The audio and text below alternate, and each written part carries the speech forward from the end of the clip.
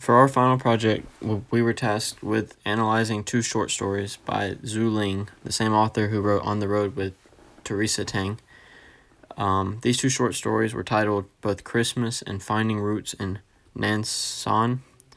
The first one I looked at was Christmas, and my initial reactions as the story progressed, it started with the author. He was going to a meal with one of his old friends, Professor Chen, and he made an observation about the unusual attire for the time of the year. As we found out later on, there's a mystery guest who's coming to the dinner, and he believes it might be a female, which that storyline kind of develops throughout the short story. Is also McGill Van Crevel is there, who's a sonologist, and once the dinner gets going, the main focus of it is poetry and literature, and another theme that's heavily developed throughout this is that Van Crevel seems very in tune with Chinese culture. It comes up twice when he mentions how good his Chinese is, and then also when they have the Chinese spirits at the end. He says he makes observation about how he seems very in tune with that side of the culture.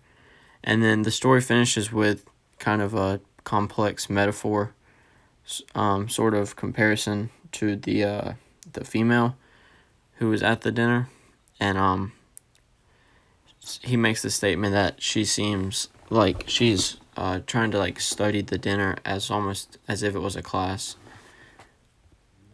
Now, after reading this story, there were several major themes that came up that I felt were important and were kind of honed in on throughout the story.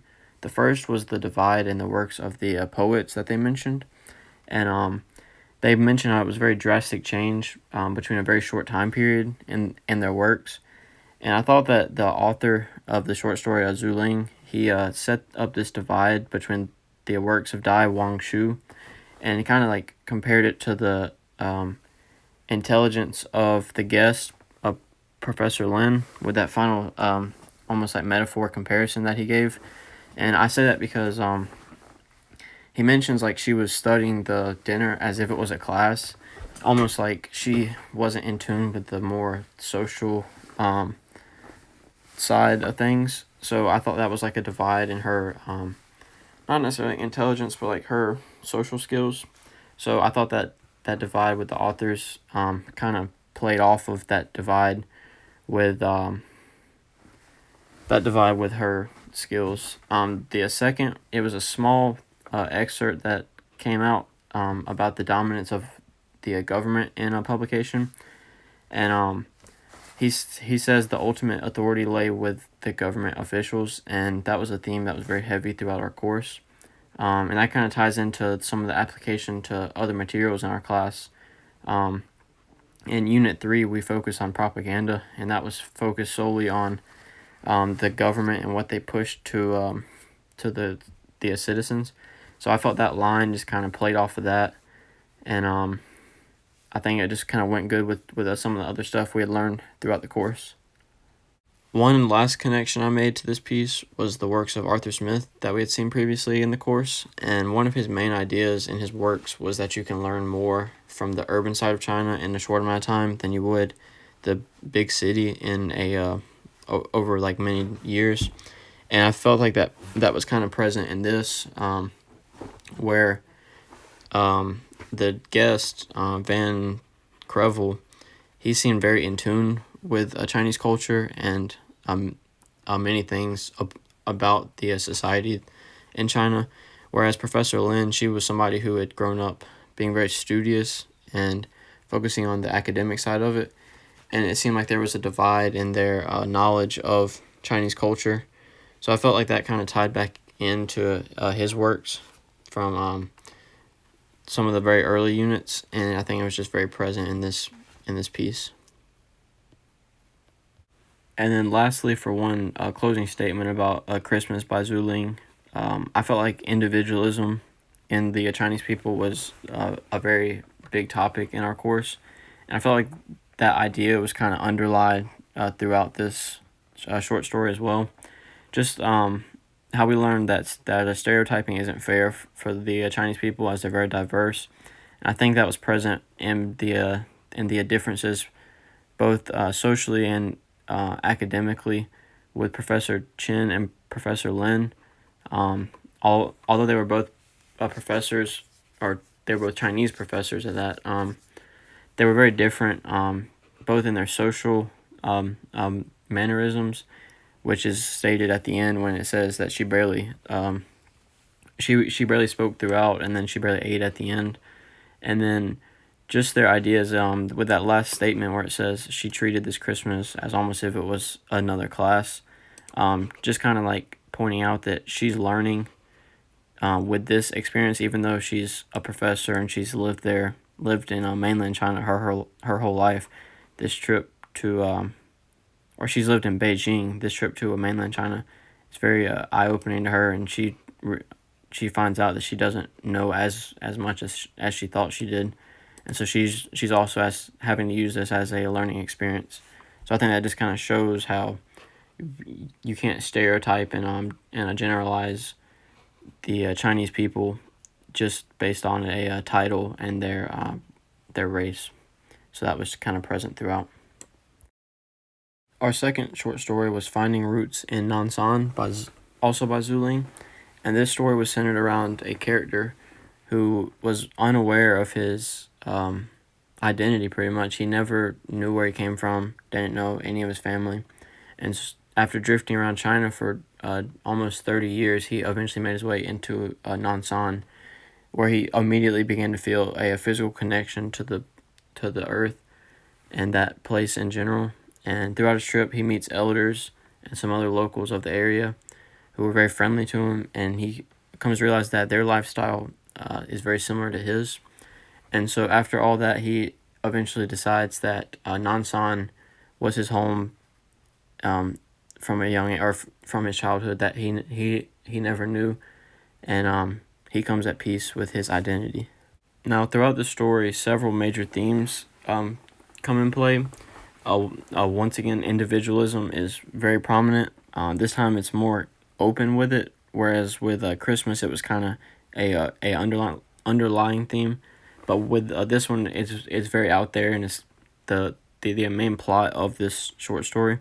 Also with that comes self-discovery, because even though that one wasn't as present in our other course materials, it's still very present in this short story. But one main thing I noticed was his connection to the earth was kind of similar to his connection to his past. Almost, it seemed like as he got closer to his past and figuring out who he was as a person, he became more physically attracted to the earth. It even goes to say that he could feel his shoes suddenly grow heavy and sticky, like he was walking on a broiled blacktop, and that he could barely lift them.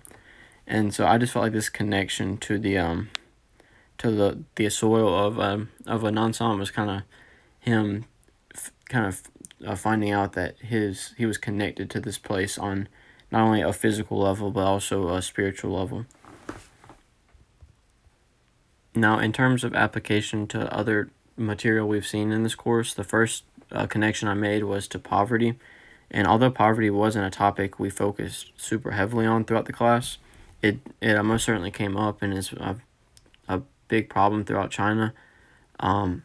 Just throughout the story, although the data wasn't necessarily used to show the poverty of the area, the statistics about face washing and feet washing definitely can imply that they might not be the most well off financially. And although it made it seem like it was a cultural thing, it could definitely be tied to a lack of income. But one of the bigger connections I made was to the uniqueness of the people, and I felt like it connected to the works of Yu Hua.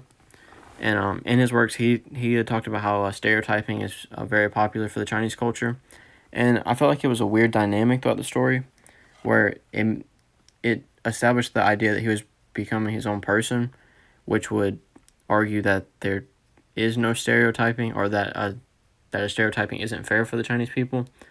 But throughout the story, it also says he's very similar to the other people of the area, and everything they liked, he liked, and vice versa. So I feel like it also kind of, in a way, proved that stereotyping in some cases is true, which was kind of interesting. And the last connection I made was to sushi, just in the fact that in his works he carried stories down from a generation to a generation, and I just thought it compared to how the people of this village that he had found seemed to carry down their lifestyle from one generation to another. So I thought it was just a kind of interesting connection that I noticed through my first time reading it, and it definitely was interesting. And to kind of wrap this up, I felt like these two short stories were a great way to kind of tie together some of the topics we saw. And although they weren't, like, these two short stories weren't blatantly like pushing one main thing, I feel like the presence of some of these topics just kind of showed how diverse some of the works of Chinese authors can be, and how even some of the topics that weren't like related to literature tied into these works, and just kind of how everything was kind of intertwined. So I think it was a great way to tie the course together.